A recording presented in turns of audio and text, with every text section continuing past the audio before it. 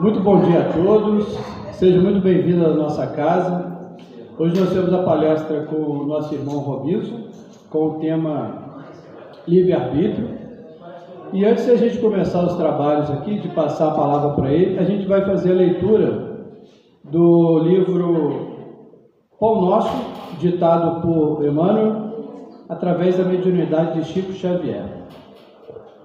Então vamos ao item.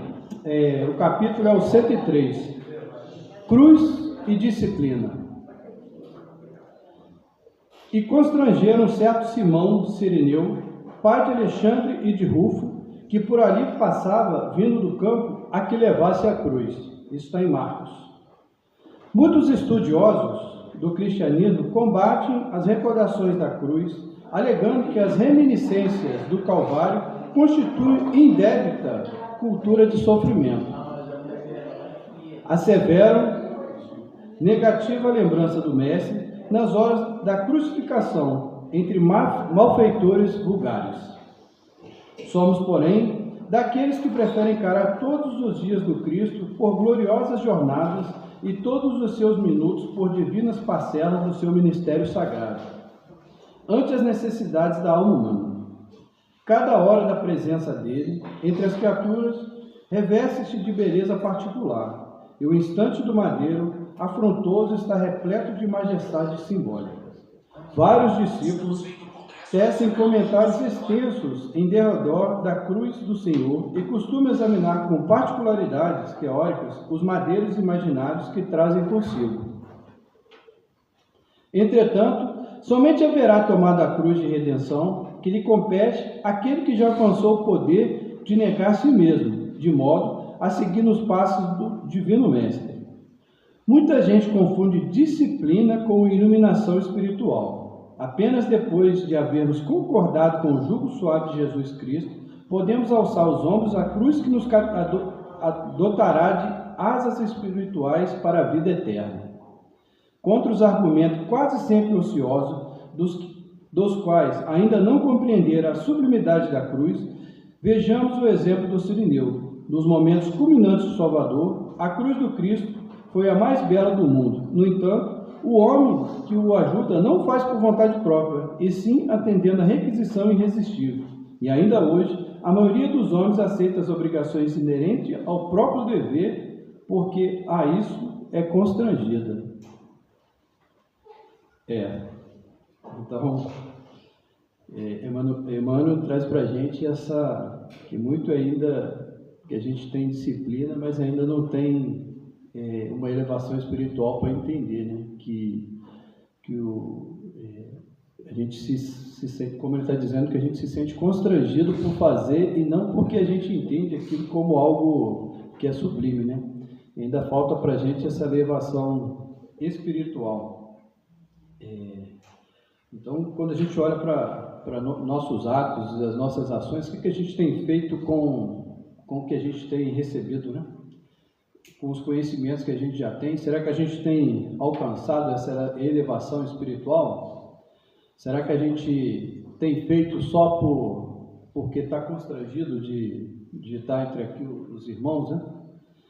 Enfim, então que fique de reflexão para a gente aí, que Jesus, ele aceitou aquilo que era dele, né? Naquele momento sublime lá, não se queixou e seguiu, porque era a missão que ele tinha que fazer, era o ato sublime final, né? De aceitar aquela dor física naquele momento, mas a história que ele veio trazer era a história dele. Ele trouxe o ensinamento moral e tudo, mas aceitou ainda assim também aquela dor física naquele momento. E o Cirineu estava lá, ele se sentiu constrangido e acabou tendo que auxiliar. Que a gente possa entender também e fazer nossas reflexões acerca disso. Então, se passar a palavra ao nosso amigo e irmão Robinson, a gente vai fazer uma prece para agradecer esse momento. Vamos elevar o nosso pensamento. Ó Deus de infinita misericórdia, Senhor da vida, aos benfeitores da casa, a gente agradece a oportunidade por mais esse domingo, a gente está reunido para poder fazer as nossas reflexões acerca dos ensinamentos do Cristo e da sua proposta. que a gente, ao final da palestra, a gente saia daqui renovado com a nossa fé e esperança de contribuir para esse mundo melhor. Então, te agradece e passa a palavra ao nosso irmão.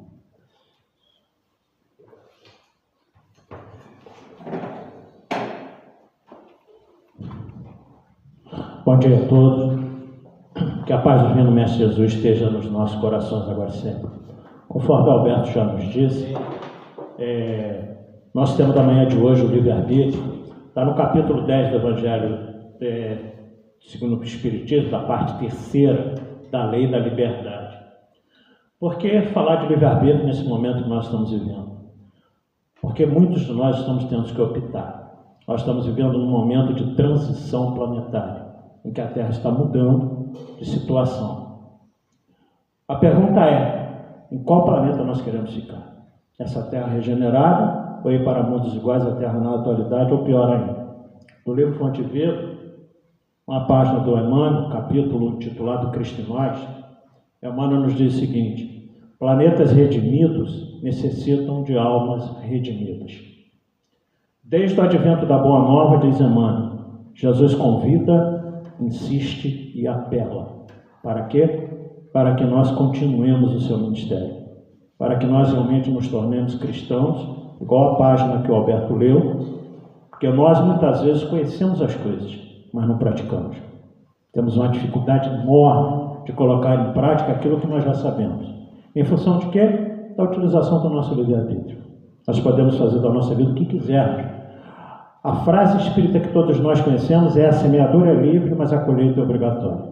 Então, muitos de nós estamos semeando sofrimento, muitos de nós estamos semeando tempestade, muitos de nós estamos semeando espinhos. Naturalmente, não podemos colher paz, amor, fraternidade. Então, é uma opção de cada um de nós, esse momento que nós estamos vivendo. É um momento tão grave que, curiosamente, Allan Kardec, na Revista Espírita de 1866, no mês de outubro, já nos dizia o que nós estaremos passando nesse momento de mudança. Lê rapidinho um trechinho aqui, pequenininho, em que ele nos fala o seguinte: nesse momento que nós estamos vivendo, infelizmente a maioria, desconhecendo a voz de Deus, persistirá na sua cegueira, em sua resistência marcará o fim do reino por lutas terríveis. Em seu desvio, correrão eles mesmos para a sua perda, que nós temos visto toda hora, todos os dias. Levarão à destruição que engendrará uma multidão de flagelos e de calamidades. Alguém tem dúvida de que isso está acontecendo? De sorte que, sem o querer, apressarão o advento da era da renovação. Agora é o mais grave. E como a destruição não caminhará com muita rapidez, ver-se-ão os suicídios multiplicarem numa proporção estranha até entre as crianças. Hoje nós temos jovens de 10, 11, 12 anos se suicidando. A loucura jamais terá atingido o maior número de homens que serão, antes da morte, riscados do número dos vivos. Nós temos pessoas andando por aí, vivos fisicamente, mas mortos espiritualmente, sem objetivo nenhum. Pessoas vazias, por isso tanta depressão. Aí estão os verdadeiros sinais dos tempos. O Kardec já nos advertia disso desde 1866, de que nós estaremos vivendo isso. Mas muitos de nós não prestamos atenção a isso e achamos que a vida é essa vida que a gente vive aí, sem darmos maior importância a tudo isso que está acontecendo. Naturalmente sofreremos as consequências disso, porque a nossa vida é feita de escolhas. Nós costumamos dizer por aí nas nossas pregações que, tirando os períodos das grandes guerras mundiais e o pós-guerra, nós estamos vivendo um momento da maior depressão que a humanidade está sofrendo. Exatamente em função disso. Nós sofremos de uma coisa chamada anedonia, que dentro do processo de depressão significa perder o prazer de fazer as coisas que nós gostávamos. Tem muita gente assim, perdendo o prazer daquelas coisas que gostavam de fazer. E adentram nesse processo de depressão, e como ele disse aqui, muitos adentram pela área do suicídio. É de setembro, dia 10 de setembro, que nós vamos comemorar o dia de prevenção do suicídio. Os números são alarmantes. No Brasil, por exemplo, a cada 45 minutos uma pessoa se suicida. Isso significa que para cada suicídio houve pelo menos 20 tentativas, que bom que não se concluíram. Então, isso quer dizer que no final do dia, nós temos cerca de 32 suicídios no Brasil. No mundo, a cada 40 segundos, uma pessoa tira a própria vida. Já que o dia tem 86.400 segundos, dividido por 40, por dia, 2.160 pessoas, mais ou menos, se suicidam no planeta. Se nós multiplicarmos 365 dias, esse número chega perto de 800 mil pessoas tirando a vida por dia. Por quê? Livre-arbítrio. As escolhas que nós temos feito, muitas vezes, são extremamente equivocadas. Eu me lembro aqui de Viktor Frankl, que foi preso pelos nazistas na Segunda Guerra Mundial, porque ele era austríaco, de descendência judia, seus pais eram judeus, ele era um psiquiatra, passou por 4 campos de concentração na Segunda Guerra Mundial, pelos campos mais terríveis, Auschwitz, e quando os exércitos libertaram ele do campo de Dachau, que foi o último campo que ele estava, no ano de 1945, Viktor Frankl, aos 40 anos de idade, pesava apenas 25 quilos. Imaginemos, né? Tudo que ele passou, um homem alto, quase menos da altura do Carlão, 25 quilos apenas. Mas o que motivou Viktor Frankl a continuar vivendo?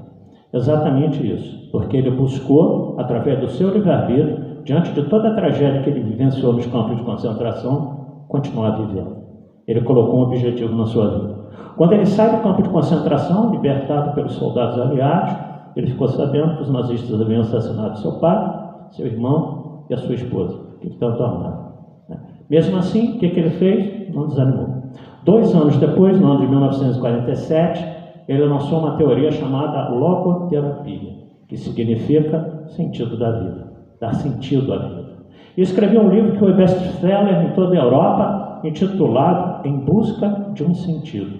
Eu li alguns trechos dessa obra, em que ele narra as experiências dele no campo de concentração, mas sempre com aquele pensamento: eu vou sair daqui, eu vou continuar vivendo, porque eu preciso dar um sentido à minha vida. E nessa obra ele nos fala que muitos de nós, principalmente os jovens aí fora, estão vivendo o chamado vazio existencial. Estão sem objetivo da vida.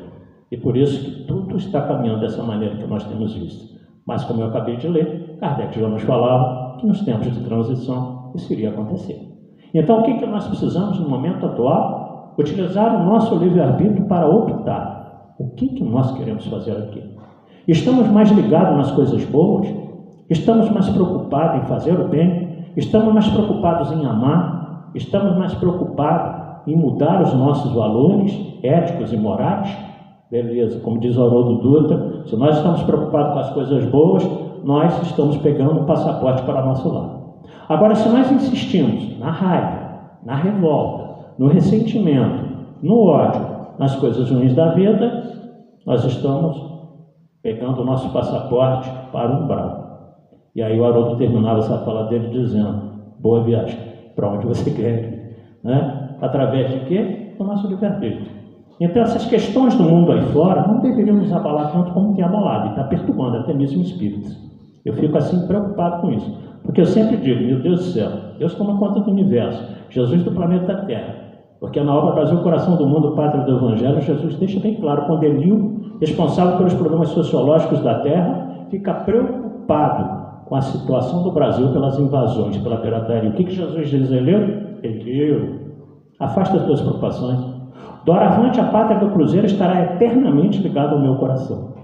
Se o Brasil está eternamente ligado ao coração de Jesus, por que nós estamos temendo? E chama um dos grandes espíritos também, naquela obra fantástica, publicada no ano de 1938, antes de começar a Segunda Guerra Mundial, chama Ismael para ser o governador do Brasil. Quem era Ismael? Ismael, filho de Abrão, né? Com a sua escrava Agar, porque Sara não podia engravidar. Depois Sara engravida e dá à luz a Isaac. Ora, então olha o espírito que toma conta do Brasil, filho do pai Abraão. Nós estamos temendo o quê? Né? Então eu costumo dizer: calma, gente, tudo se resolve. Tudo que está aí é temporário, é passageiro. Então a gente precisa acreditar um pouco mais naquilo que nós, espíritos, como disse a página, já sabemos. Nós precisamos colocar em prática. Então o livre-arbítrio é isso. O que eu tenho colocado em prática diante dos conhecimentos que eu já tenho? Mas antes de chegar especificamente na questão 843 do Livro dos Espíritos, que trata sobre o livre-arbítrio, está, como eu disse para vocês, no capítulo da Lei da Liberdade. Kardec é tão fantástico que na questão inicial 825 ele questiona os amigos espirituais. Haverá no mundo posições em que o homem possa jactar-se de gozar de absoluta liberdade? Posições. E aí os espíritos superiores respondem: não, porque todos precisais uns dos outros, assim os grandes como os pequenos. Nenhum de nós aqui na manhã de hoje conseguimos existir sem ter o auxílio de alguém. Nós estamos num processo de inter-relação pessoal, que faz com que nós cresçamos. Aqueles que sabem mais nos ensinam, aqueles que sabem menos, a gente puder ajudar, ajuda. E é assim que a sociedade vai crescendo. Nós somos, sem dúvida alguma, parte social. Nós somos o conjunto da sociedade, cada um de nós, com os seus aprendizados, com os seus ensinos, com a sua existência. Mas aí nós precisamos, então, ter em mente o quê? Como é que eu estou atuando nesse momento social? Eu estou atuando para deixar as pessoas mais tranquilas, mais felizes, mais harmonizadas, ou estou atuando para desequilibrar os meus irmãos? Então é isso que nós precisamos entender. Ora, se não há posições sociais em que nós possamos gozar da absoluta liberdade, e aí eu costumo dizer, a genialidade de Kardec não tinha limite, na questão seguinte, 826, ele pergunta: haverá então condições, já que não tem posições, em que o homem possa gozar da absoluta liberdade? Qual é a resposta do Espírito Superior? Nasce do eremita do deserto. O eremita do deserto é aquele que mora sozinho lá no deserto, a convivência dele é com cobras, lagartos, escorpiões, e não tem convivência com outro ser humano, vai fazer o que ele bem entender. Mas os espíritos complementam essa resposta. Desde que juntos estejam dois homens, há entre eles direitos em si que lhe cabe a respeitar, não goza mais, portanto, nenhum de absoluta liberdade. Não tem jeito. Nós vivemos na vida social. Então nós precisamos entender isso. O que não está muito em voga lá fora, não. O meu direito termina onde começa o direito do meu irmão. O dia que a gente entender isso, esse conceito de justiça, nós vamos começar a viver de acordo com as leis de Deus. Porque avançando na questão 875 do Livro dos Espíritos, Kardec pergunta aos nossos amigos espirituais: que definição se pode dar da justiça? Qual é a resposta dos Espíritos? Quase que similar a essa questão 826. Que definição se pode dar da justiça? A justiça consiste em cada um respeitar os direitos alheios, os direitos dos demais. Nós não temos feito isso. Nós não temos respeitado o direito dos outros. Porque a nossa justiça ela é justa até o momento em que não nos prejudique. A partir do momento que nos prejudica, aí nós deixamos a justiça de lado e damos aquele famoso jeitinho brasileiro para as coisas. Isso é o tempo todo. Antes de ontem eu vivi uma experiência dessa natureza. Fui no comércio comprar uma coisa, peguei o tomatinho menor, que estava 7 e pouco, o tomatão estava 10 reais. Na hora de passar na balança, a dona do estabelecimento fica na balança. É possível que ela não conheça os produtos. Ela pega o meu saquinho de tomatinho pequeno, bota na balança e joga o preço do maior. Mas eu sou muito atento a essas coisas.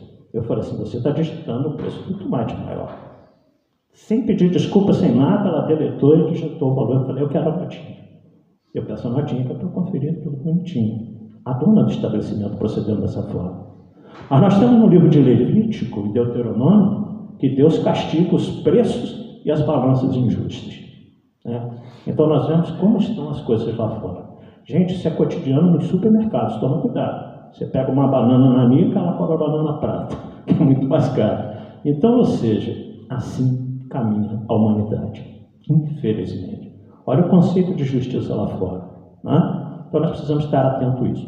Bom, mas se não há liberdade na acepção da palavra, a questão seguinte, 827, Kardec pergunta: mas essa questão de liberdade, de respeitar a liberdade, ela tira os nossos direitos alheios, os nossos direitos pessoais? Isso quer dizer, não, porque isso lhe advém da natureza. Todos nós temos o direito nosso de sermos livres, mas ainda é respeitar o direito dos demais. Avançando um pouco mais, nós chegamos na questão do pensamento. Coisa interessante. 833. Haverá no homem alguma coisa que escape a todo constrangimento e pela qual ele goza de absoluta liberdade? E os Espíritos respondem: no pensamento. O homem goza de absoluta liberdade porque não tem como lhe pôr peixe. Claro, nós podemos pensar o que quisermos. E ninguém sabe, né? A não ser que a pessoa tenha uma sensibilidade fantástica de ler os nossos pensamentos. Mas se não tem, ninguém sabe o que a gente está pensando. E muitas vezes, mesmo nós espíritas, que já temos esse conhecimento, que como eu disse na página ali, deveríamos colocar em prática, às vezes nos pegamos pensando em coisas que a gente fala assim, meu Deus do céu, não era mais para eu estar pensando isso, como cristão, como espírita. Tem espírito que ainda quer vingança, tem espírito que ainda deseja raiva, ainda tem raiva, tem espíritas que quer que povos se matem aos outros e assim sucessivamente.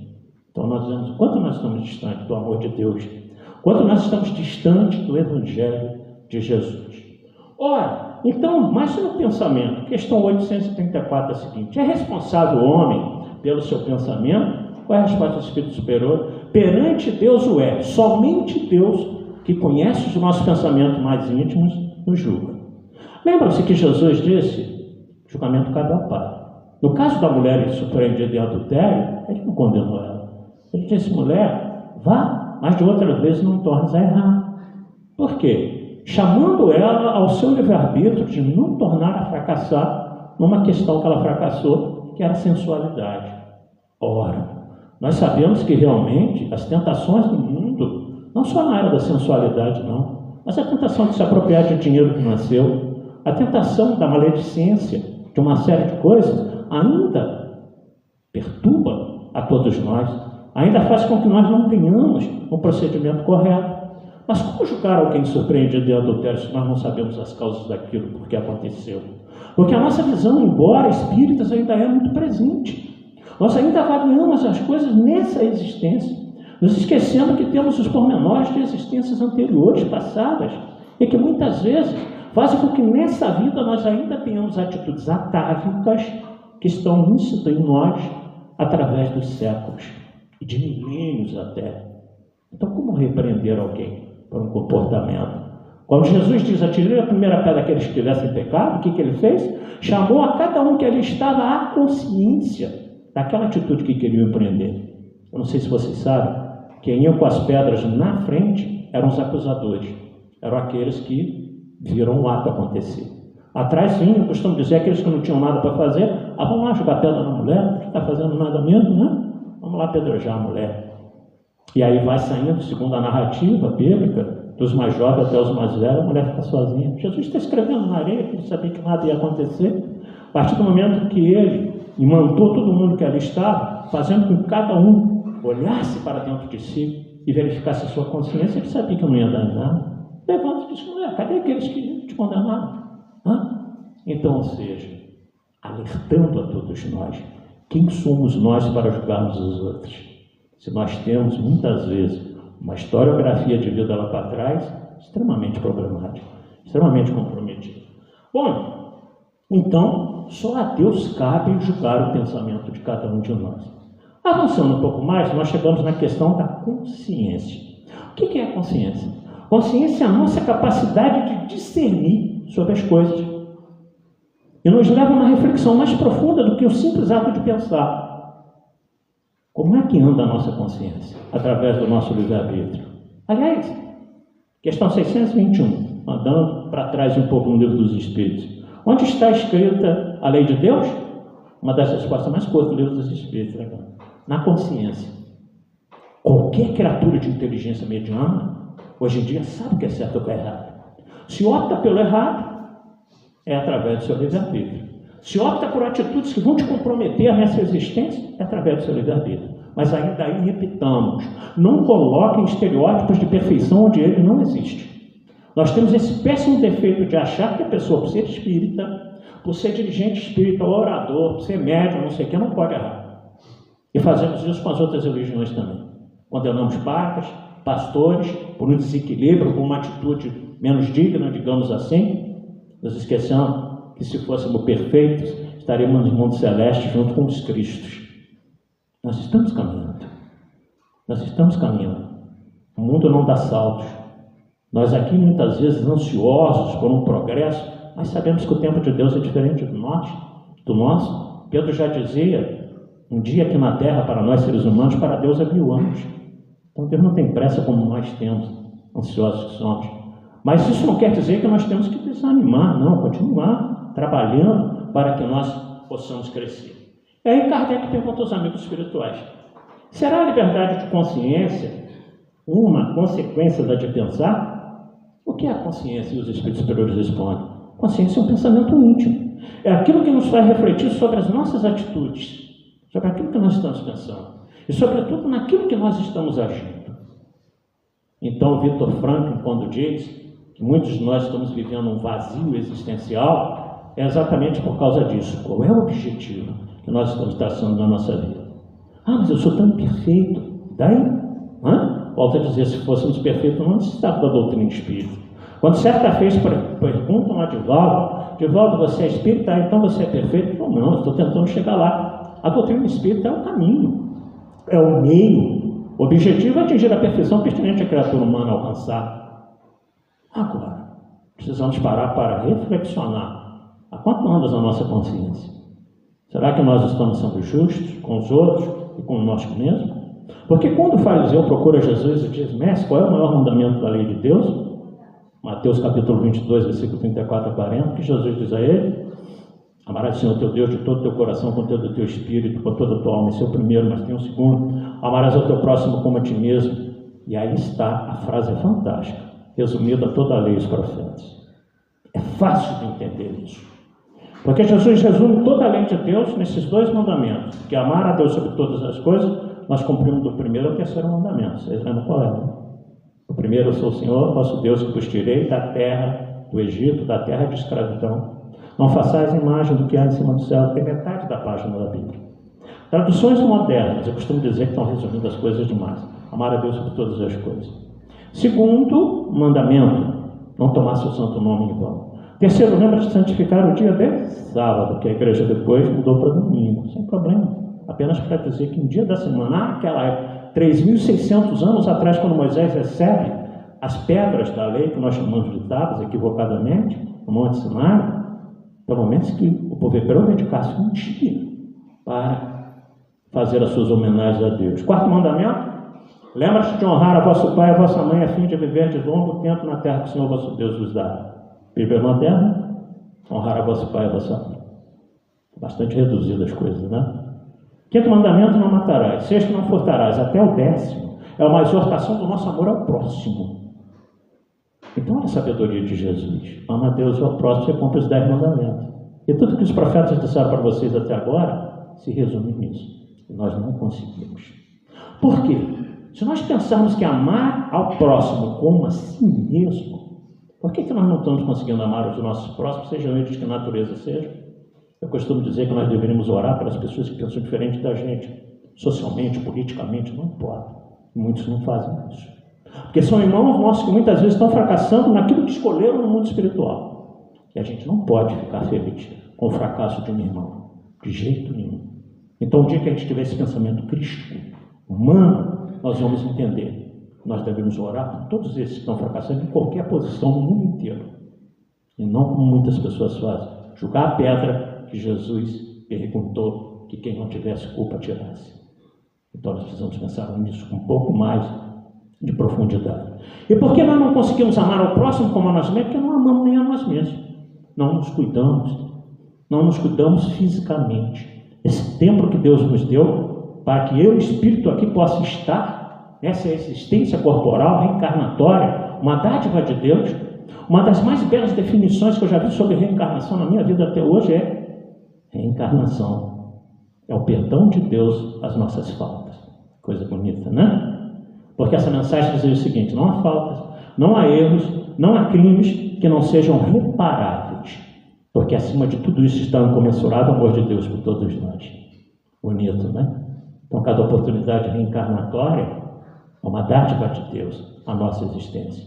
Negligenciamos, por isso não conseguimos amar o próximo. Não respeitamos esse tempo que Deus nos deu. Maculamos ele com uma série de coisas que fazem com que nós vivamos até menos do tempo que nós deveríamos viver.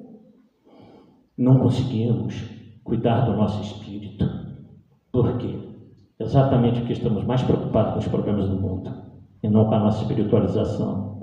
Eu acrescento na fala de Thomas Hirsch. Thomas Hirsch era um escritor inglês que há 200 anos atrás ele disse uma coisa muito interessante. A criatura humana perdeu o endereço de Deus. E ao perder o endereço de Deus, a criatura humana perdeu o endereço de si mesma. É por isso que as pessoas estão aí fora Porque perdendo o endereço de Deus é natural que nós, nos afastando dele, soframos, que estamos muito distantes das potencialidades espirituais. Então eu acrescento na fala de Thomas Edison, que eu sou um pouquinho abusado, né? Eu acrescento o seguinte: ao invés de nós estarmos mais preocupados com as nossas potencialidades espirituais, nós estamos mais preocupados com as nossas possibilidades materiais. E é por isso que nós estamos sofrendo. Nos apegamos a coisas que são temporárias, passageiras, que tudo fica, não vamos levar nada. Viemos sem nada. Quando nós nascemos, como é que a gente nasce? Peladinho, numa maternidade, num hospital ou em casa. O que os médicos antigamente faziam? Davam um tapinha na bunda e a gente chorava. Né? A gente já não pode mais. Se botar os pais saem da maternidade, processo do médico. Né? Então hoje o médico tem que ficar assim: chora, filhinho, chora pro titio, o médico vê que você tá vivo, que você reencarnou, né? Que você voltou. Isso politicamente correto é um pouco complicado nesse sentido. Ora, eu costumo dizer: por que nós choramos quando voltamos? Meu Deus do céu, vai começar tudo de novo, né? Vou ter que aprender a falar, vou ter que aprender a andar, vou ter que aprender a comer, vou ter que passar pelo ensino fundamental tudo de novo, vou ter que ir pelo ensino médio, quem sabe uma faculdade, vou ter que arrumar uma companhia para casar, vem os filhos, meu Deus do céu, filho é só problema, a vida inteira. Os filhos estão com 40, 50 anos, a gente acha que eles são crianças, a gente se preocupa o tempo todo, então é por isso que chora. Vai começar tudo de novo. Aprovação, né? Mas é natural de todos nós. Porque se nós não tivéssemos a oportunidade abençoada, reencarnatória que Deus nos deu, como é que nós iríamos crescer? Numa única existência é impossível, os Espíritos nos dizem, atingir todo o grau de perfeição a criatura humana alcançar. Então, por isso que nós temos que ter várias chances, até nós optarmos pelas coisas melhores, pelas coisas boas. Continuando, então, sobre a liberdade de consciência, Kardec pergunta no 836. Tem um homem direito de pôr embaraço à liberdade de consciência? Falece tanto esse direito, quanto com referência à liberdade de pensar. Por isso que só a Deus cabe julgar a consciência. Ora, então é mais um alerta a todos nós. Paremos de tentar julgar as atitudes alheias. Paremos de achar que nós somos o protótipo da perfeição que Deus criou. Que todo mundo deveria ser igual a nós. Todo mundo deveria pensar igual a gente, falar igual a gente, agir igual a gente. Posso dizer para os senhores e senhoras da manhã de hoje, não. Mas se todo mundo fosse igual a mim, o mundo já teria acabado. Graças a Deus que existe a diferença, né? E o mundo vai crescendo, apesar das nossas imperfeições. Apesar de nós fazermos tudo para que o progresso não aconteça. Mas independente da nossa vontade ou não, ele vai acontecer. Né? Que esse momento que nós estamos vivendo, segundo Manuel Filomeno de Miranda, uma pleia de espíritos da constelação de Alcíone, preparado nas colônias espirituais aqui próximas de nós, para baixar o perispírito dele numa linguagem bem simples, né? Para modelar o perispírito deles ao nosso tamanho, ao nosso atraso, para que eles possam reencarnar aqui e ajudar-nos nesse progresso que nós temos que realizar. Então, se nós queremos crescer ou não, livre-arbítrio, problema de cada um de nós. Vamos ficar para trás, como é natural. Vocês conhecem todos o chavão espírita. Ou nós evoluímos de duas maneiras apenas, ou pelo amor ou pela dor. Amor é o quê? Conhecimento, estudo, tentar melhorar, tentar crescer. Ouvir as coisas que todo dia se nos chegam através dos ensinos dos Espíritos superiores, do Evangelho de Jesus, e procurar colocar em prática. Nós vamos conseguir em plenitude? Claro que não. Nós não temos capacidade intelectual para isso, nem moral, para conseguir nessa existência colocar tudo isso em prática. Mas a cada dia que despertarmos, agradecemos a Deus por essa oportunidade de continuarmos trabalhando intimamente para o nosso progresso, não os outros. Paramos de nos preocupar com os outros, querer colocar valores nas pessoas, que muitas vezes nós não temos. Então o que nós precisamos é crescer, nós viemos para isso. Nosso objetivo reencarnatório é cuidar de nós mesmos, da nossa mentalização. Esse momento em que psicologicamente a humanidade está pervertida, subvertida. Ao invés de nos estarmos lá fora utilizando da liberdade, conforme esse capítulo fantástico do Livro dos Espíritos, as pessoas estão utilizando a libertinagem, que é completamente diferente. Por isso, tanta dobratização, portanto, tanta sexolatria, alcoolismo, tabagismo, portanto, tantas coisas erradas aí fora, porque estamos utilizando o nosso livre-arbítrio de forma equivocada. Mas tudo isso começa onde? No nosso pensamento. Porque porque nós só operacionalizamos aquilo que nós pensamos primeiro. Então, por isso que nós costumamos sempre dizer por aí, trabalhemos os nossos pensamentos. Já passou da hora da gente ouvir, entrar por um ouvido e sair pelo outro. É hora de aclimatar no coração tudo aquilo que nós já conhecemos. Tudo aquilo que nos é dito o tempo todo. Mas que a gente precisa colocar em prática. Que a gente precisa viver isso no dia a dia em que nós estamos aqui na Terra. E aí nós chegamos então à questão que dá título ao tema da manhã de hoje, 843. Kardec pergunta aos amigos espirituais: tem o homem o livre-arbítrio dos seus atos? Resposta dos espíritos superiores: porque tem a liberdade de pensar, tem também a de obrar. Sem isso, o homem seria máquina. Que tipo de máquina?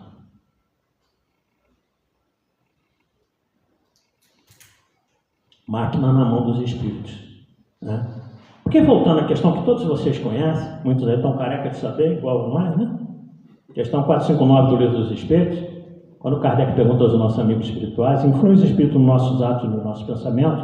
Quando eu li isso a primeira vez aqui nessa casa, que é a minha primeira e única casa espírita, através dos estudos do nosso amigo Carlão, eu fiquei muito preocupado, porque a resposta é o seguinte: influi a tal ponto que de ordinário são eles que vos dirigem. Eu falei, meu Deus do céu, o Espírito dirige a gente o tempo todo, né?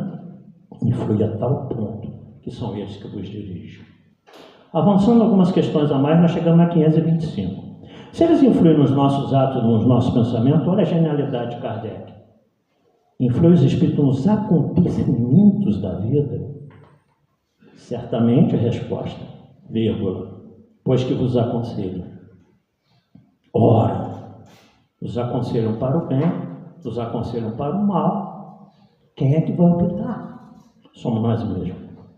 Por isso nós temos o livre-arbítrio dos nossos atos e das nossas ações, porque temos a liberdade de pensar. Então quem vai optar somos nós. Não adianta colocar desculpa não.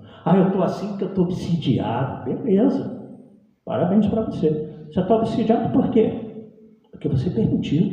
Você deu acesso a esses espíritos, que muitas vezes são adversários nossos, de outras existências que agora vêm nos cobrar. Justifica a vingança, obviamente que não sob as leis de Deus.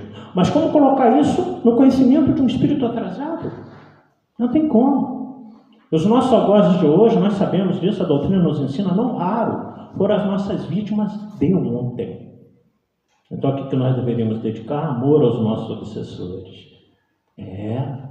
A atitude do perdão, que muitos de nós ainda não temos. O padre Fábio de Mello, numa pregação sobre perdão, eu costumo ver de tudo, tá? Mas eu sigo Paulo, Tessalonicenses, na primeira carta aos Tessalonicenses, capítulo 5, versículo 21. Observa tudo e retém o que é bom ou bem. Então, claro, as coisas estão em desacordo com a doutrina espírita, que outros pregadores falam, deixa de lado, não os critico, porque é o conceito deles, é o pensamento teológico deles. Mas eu fico com as coisas boas. Então, uma pregação do padre Fábio de Mello sobre perdão, eu achei fantástico, porque ele disse isso, né? Pedir perdão é libertador. Por quê? Porque nos faz romper as amarras que nos prendem ao fato e àquela pessoa. Então, pedir perdão faz com que a gente pare de pensar naquilo. Se a pessoa nos perdoar. Mas se não perdoar, o problema dela. Nós pedimos, nós tentamos a reconciliação com o seu adversário enquanto estás a caminho com ele. Agora tem gente que não quer. Paciência. Perdão não significa conviver depois. Perdão significa respeitar aquela pessoa, mesmo que você não queira, que ela não queira o seu convívio. Respeitar e amar, como Jesus nos ensinou. Procurar dar bem, se dar bem com essa pessoa o tempo todo, mesmo que ela não proceda assim. Vai da evolução espiritual de cada um. Então, perdoar é libertador. Pedir perdão é reconstrutor. Por quê? Porque constrói em nós um dos maiores ensinos que Jesus nos deu: a humildade e a caridade. Porque pedir perdão, muitas vezes a pessoa que você não errou, mas ela que errou mesmo assim, ela acha que você que errou, peça perdão.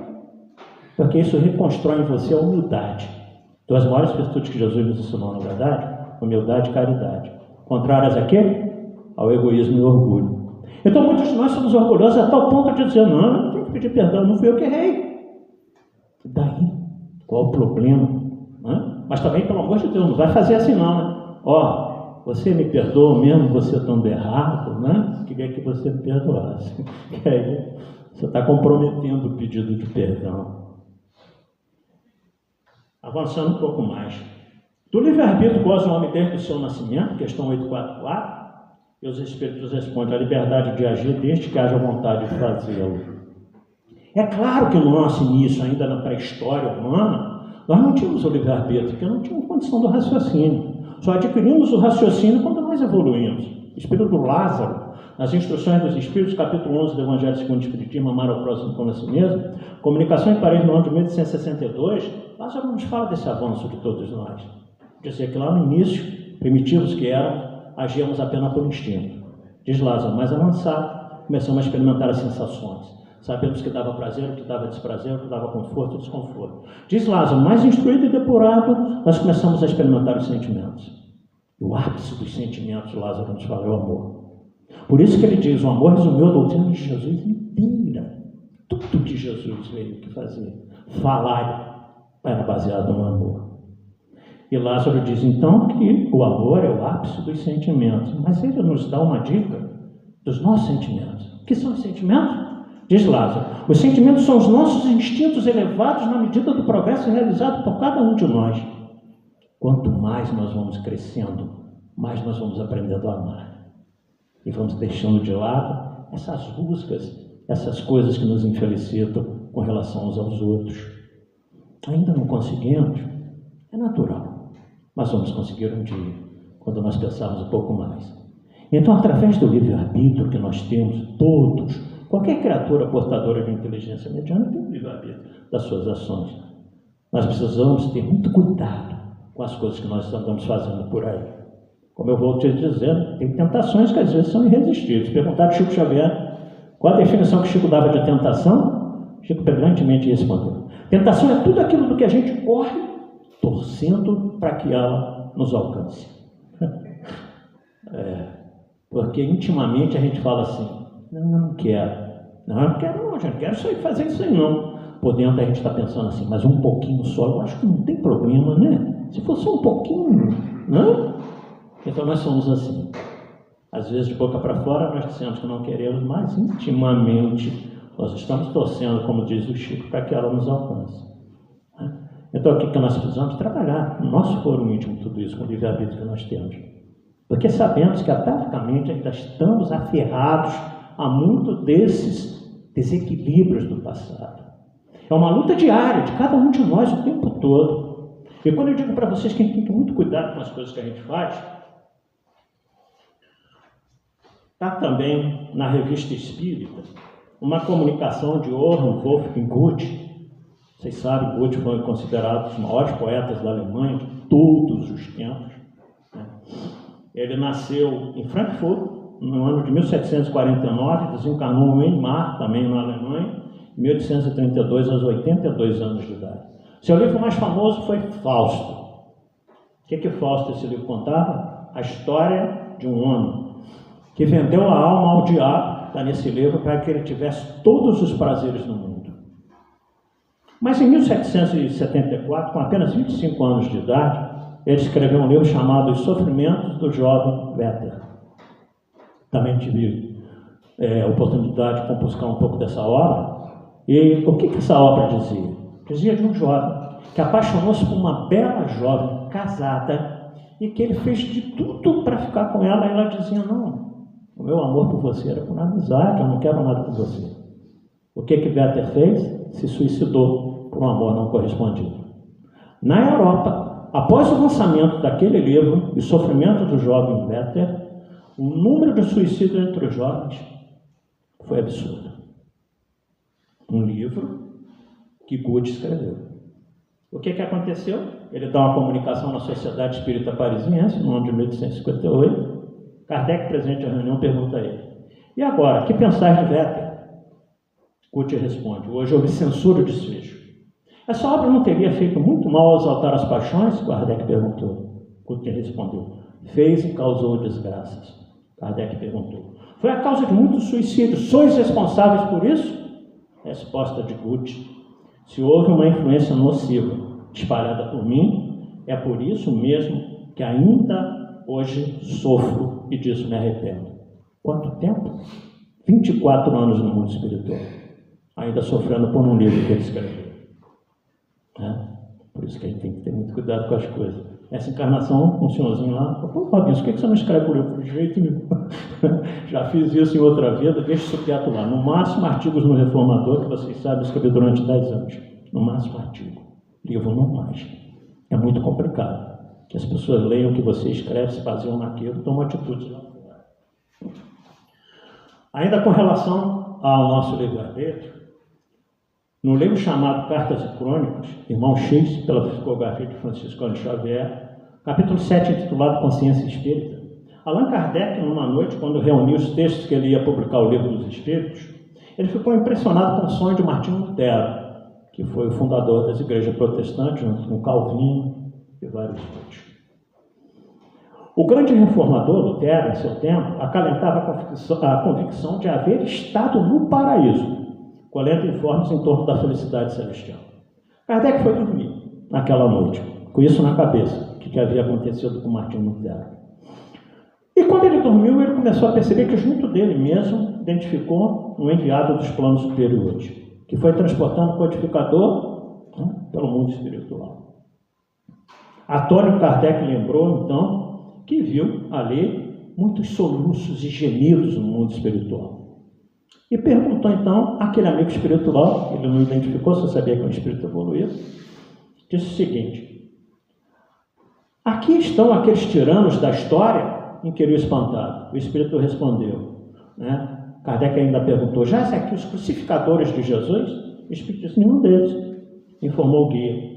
Conquanto responsáveis desconheciam a essência do mal, por isso fizeram aquilo. É chamada de ignorância. Ignorância por a gente não saber o que é certo e o que é errado. E os imperadores romanos, perguntava o codificador, de certo padecerão nesse sítio aqueles mesmos suplícios que impuseram à humanidade? Resposta do espírito: nada disso. Homens da categoria de Tibério ou Calígula não possuíam a mínima noção de espiritualidade. Eu estou fazendo um resumo, tá? Se vocês quiserem, está lá no livro Cartas e Crônicas. Acaso andarão presos nestes vales sombrios? Tornou o visitante, codificador. Os algozes dos cristãos, nos séculos primitivos do Evangelho? Resposta do Espírito Iluminado: de modo nenhum, replicou. Os carrascos dos seguidores de Jesus nos dias apostólicos eram homens e mulheres quase selvagens, apesar das tintas da civilização que ostentavam. O codificador do Espiritismo pensou nos conquistadores da antiguidade, como Aníbal, Gengis Khan, Tamerlão, se eles estariam ali, Alarico. E o Espírito respondeu: não vagueiam por aqueles guerreiros que recordas. Eles nada sabiam das realidades do Espírito e, por isso, recolheram piedoso amparo depois, obviamente, de espiarem por muito tempo. Kardec, então, perguntou emocionado: que sofredores são estes cujos gemidos e imprecações me cortam a alma? Aí o Espírito respondeu: temos junto de nós os que no mundo, plenamente educados quanto aos imperativos do bem e da verdade, que fugiram deliberadamente da verdade e do bem, especialmente os cristãos infiéis de todas as épocas, perfeitos conhecedores da lição e do exemplo do Cristo, mas que se entregaram ao mal por livre vontade. Para eles, um novo tempo na Terra é sempre mais difícil. Então, esse amigo espiritual disse: uma nova oportunidade para as pessoas que assim procedem é sempre mais difícil. Mas terão? Claro que terão. Kardec desperta naquela manhã, o que ele faz? Ele escreve a questão 642 do Livro dos Espíritos. Pergunta: para agradar a Deus e assegurar a posição futura, bastará que o homem não pratique o mal? Resposta que ele colheu provavelmente ainda no sonho no mundo espiritual: não. Cumpre-lhe fazer o bem no limite de suas forças, porquanto responderá por todo o mal que haja resultado de não haver praticado o bem.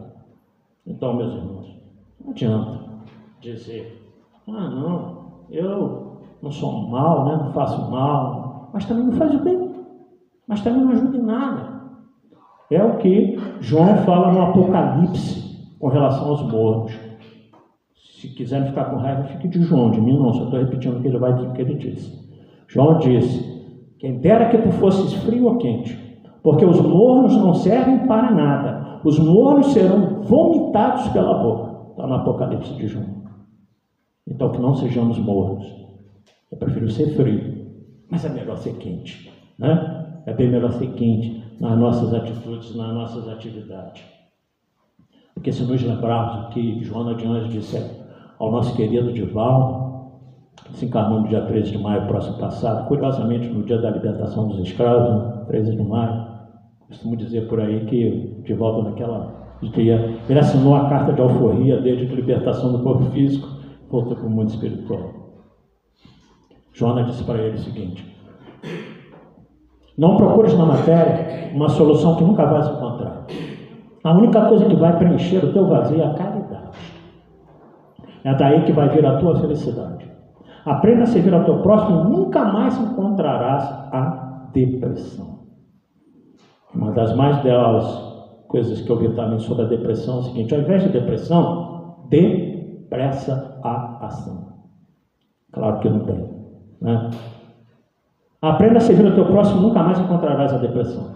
Divaldo, quem se dedica a enxugar as lágrimas alheias não tem tempo para chorar. Isso é uma verdade.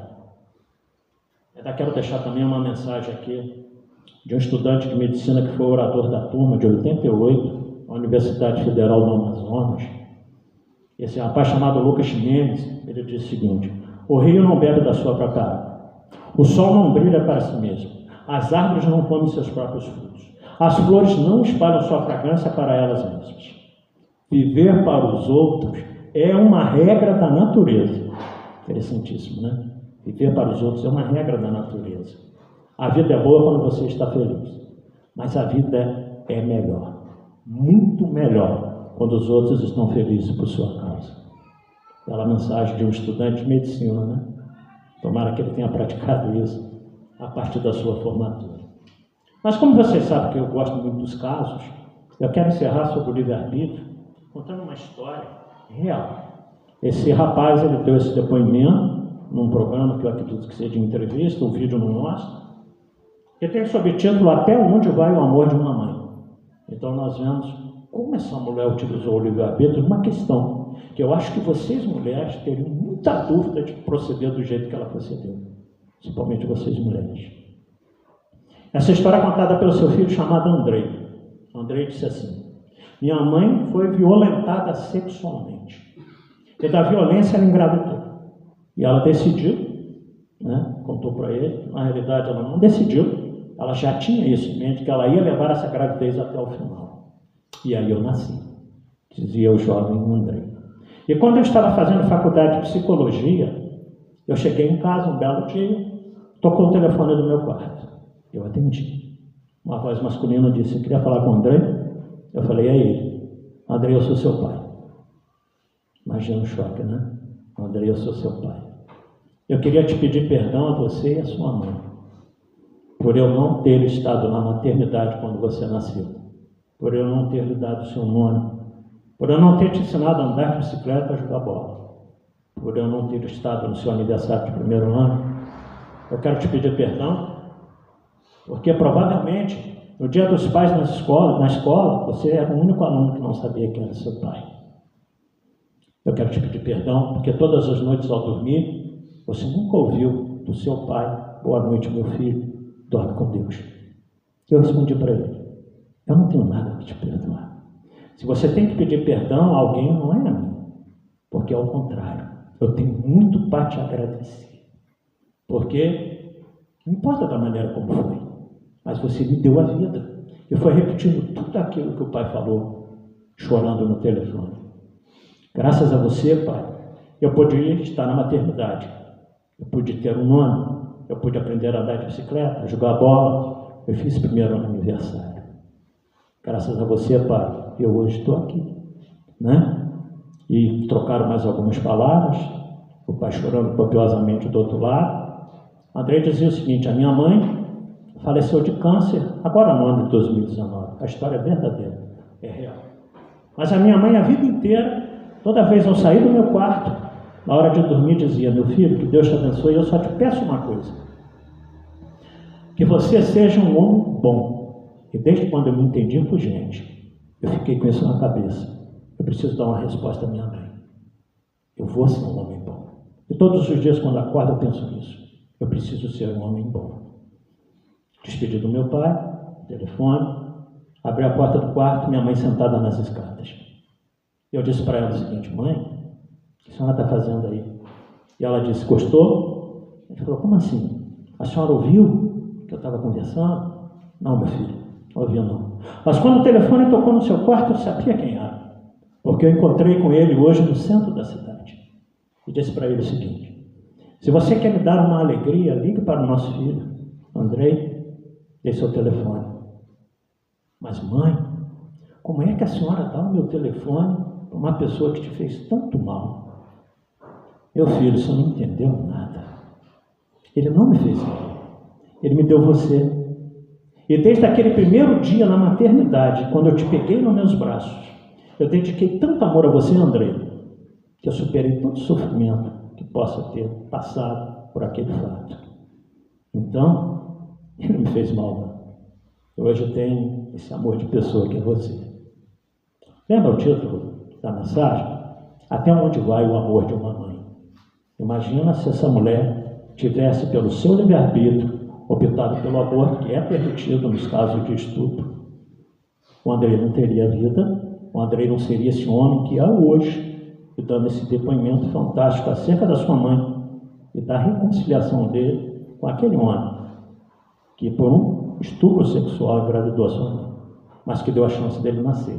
Muitos espíritos estão tentando voltar e não conseguem. E nós sabemos que muitas vezes é através dessas situações que eles reencarnam. Doutrina Espírita, questão 357, 358 e 359, deixa bem claro.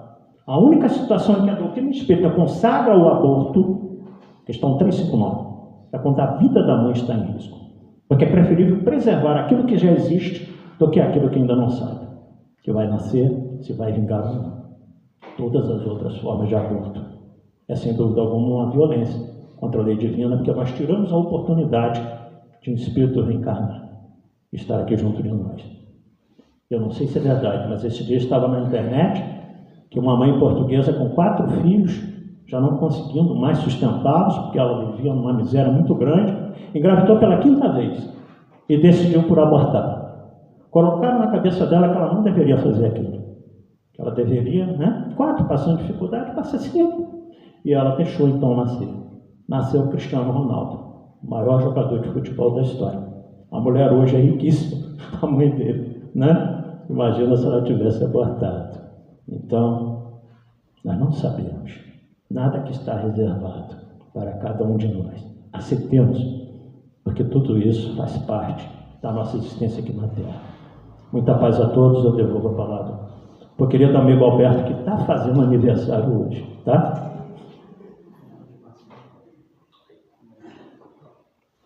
Nós vamos comer bolo lá fora em homenagem a ele. Até que enfim um bolo com cobertura. A gente agradece imensamente ao Bispo, a fala dele sempre é inspiradora, que traz bastante reflexão para a gente. Antes de a gente passar a segunda parte aqui dos trabalhos, a gente vai dar os recados. Amanhã não tem plantão de passe, a evangelização está de férias, os estudos continuam. Na quarta-feira a gente vai estar no Caminho da Luz. Não vai ter palestra aqui quarta-feira, tá, gente? Com Álvaro Cristino. Então, a gente acertou com o Feijolo lá, que a gente prefere para lá, para prestigiar. Álvaro Cristino é fantástico. Sim. Então, quarta-feira não tem palestra aqui, tá? Todo mundo na Caminho da Luz, 7h30. O horário das palestras lá é 20 horas. Inclusive, falei lá na sexta-feira. Mas como é um evento especial, aniversário do centro, 70 anos, vai começar às 19h30, ok? E no próximo domingo a palestra é comigo. Então a gente vamos finalizar aqui com a prece e passar aí para o passe. Vamos elevar nosso pensamento e agradecer essa oportunidade. Ó Deus, de infinita misericórdia, a falante amiga de Adolfo Bezerra de Menezes, a gente agradece a todos os trabalhadores encarnados e desencarnados da casa que proporcionam esses momentos aqui de auxílio, de apoio, e que por tudo isso que foi dito, a gente sai aqui com nossa renovação, né, do nosso coração, desejando sempre fazer o dar e entregar o nosso melhor, e que a gente possa fazer parte desse mundo regenerado. Então a gente agradece, que na próxima semana a gente possa estar aqui também e levar as boas energias para nossas famílias, que assim seja. Aqueles necessitados do passe, é só aguardar no salão. Aos passistas que estejam em condições, só se dirigir aqui à sala de passe.